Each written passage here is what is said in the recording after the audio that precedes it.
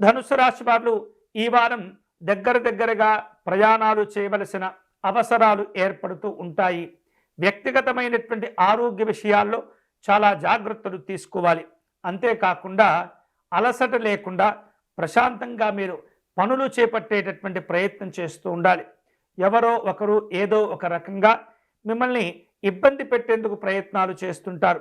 అయినప్పటికీ కూడా ఒత్తిళ్లు, ఆటంకాలు, ఇబ్బందులు ఎదురైనప్పటికీ కూడా ధైర్యంగా మీరు ముందడుగు వేయగలుగుతారు.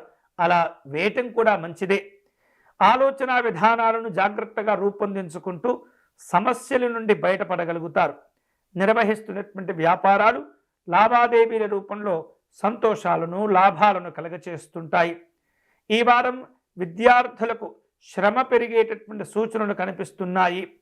సాధ్యమైనంత వరకు అనవసరమైనటువంటి విషయాల్లో జోక్యం చేసుకోకూడదు. ముఖ్యంగా ఉద్యోగస్తులు ఈ అనవసరమైనటువంటి వివాదాలకు దూరంగా ఉండేటటువంటి ప్రయత్నం చేయండి.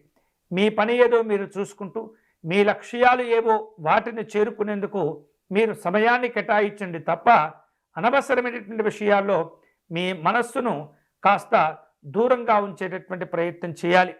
అధికారికపరమైనటువంటి అంశాల్లో స్నేహపూర్వకమైనటువంటి చర్చలు, సమావేశాలు ఉంటూ ఉంటాయి.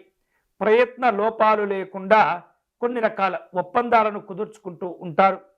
ముఖ్యంగా ఈ వారం ధనుస్సు రాశి వారు ఆరోగ్య విషయాల్లో చాలా జాగ్రత్తగా ఉండేటటువంటి ప్రయత్నం చేయాలి. ఈ వారం ముఖ్యంగా ధనుస్సు రాశి వారు ఆరోగ్య విషయాల్లో చాలా జాగ్రత్తలు తీసుకోవాలి.